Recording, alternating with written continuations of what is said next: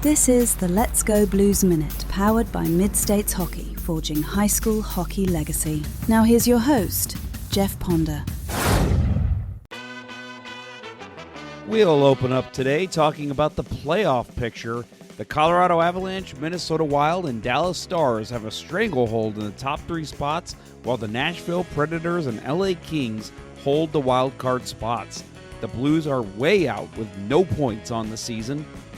That joke went on a little too long, but it was a disappointing evening at Enterprise Center last night.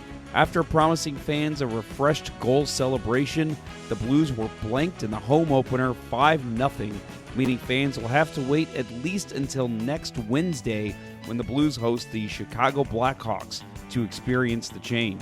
As I said, it was a massive 5-0 loss to the Minnesota Wild in the opener, the first time in the Blues' 58-season run that they were shut out in a season opener. Philip Gustafsson was a perfect 26 for 26 on the night, earning the shutout first of the season, obviously, for him. Jordan Binnington did give up 5 goals on 21 shots. The ink hadn't dried yet on Kirill Kaprizov's richest contract extension in NHL history before he tallied 3 assists on the Blues. Youngster Matt Boldy added a goal and 2 assists, including the Wild's second goal, which was a beautiful tip in front of the net at 17:30 of the first period. Other goal scorers included Ryan Hartman opening the scoring at 15:54 of the first. Then came Boldy's late first period goal to make it 2-0. Joel Eriksson Ek scored a power play goal at 12:27 of the second, and Ryan Hartman added his second of the night at 17:36 of the same period. Marco Rossi closed it out with the death nail at 7:27 of the third period. The loss ended a 12-game home winning streak for the Blues, dating back to the end of last season. Head coach Jim Montgomery said, quote, "I think our habits, special teams, our battle level on one-on-one battles wasn't at the level that we expect, and then I think the biggest difference was the battle at the net front. There's a process that we believe in, and a lot of those details and habits within our process cost us tonight." And let's get into our stat of the day. Today we look at hockey stat cards for the analytical side of the game to see who performed well and who didn't. Let's take a look at the game scores for last night. As a reminder, game score is a player evaluation metric, and the objective is to measure single game player productivity. Game score weights each of the actions of each player to give us a single number representing their overall performance in that game.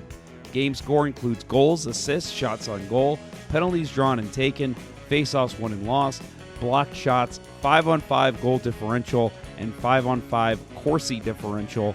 Each action is weighted differently in the formula. For example, 1 goal scored is worth more than 1 blocked shot. So last night, the Blues' highest performer was Philip Broberg, who posted a plus 153, followed by Nathan Walker, who added a plus 0.58. It's slim pickings if your second highest producer doesn't even have a plus 1 game score. The lowest performer for both teams was defenseman Cam Fowler, who posted an abysmal minus 2.53, followed closely by Tyler Tucker, who was a minus 2.5, and his defensive partner, Logan Mailloux, was also right there, reaching a minus 2.49 game score. For reference, Minnesota's highest performer was Matt Boldy with a positive 4.28 score, and Liam Holmgren took the lowest game score home to Minnesota, posting just a negative 0.63. Next up for the Blues will be Saturday afternoon in a matinee tilt at 3 o'clock St. Louis time when the Blues swing up north and take on the Calgary Flames. Then they roll through to Vancouver for a 6:30 start on Monday night. Jeff, wait, one more thing. Let's talk about some mid-states hockey. Tonight, the Oakville Tigers will cross the river and face off with the Edwardsville Tigers in the first of 12 2025-2026 Hockey Fights Cancer games at the RP Lumber Center at the Edwardsville High School campus. Puck drop is 7:45, but be sure to get there early to get yourself a good seat for the matchup. Hockey Fights Cancer at RP Lumber Center is brought to you by the St. Louis Blues, Edwardsville Tigers, and Mid-States Hockey, and games can be seen from October to January on Friday nights. The only Saturday game in the schedule comes tomorrow night when the Collinsville K-Hawks and the Parkway Central Colts face off at 5:15. More information can be seen at tigershfc.com.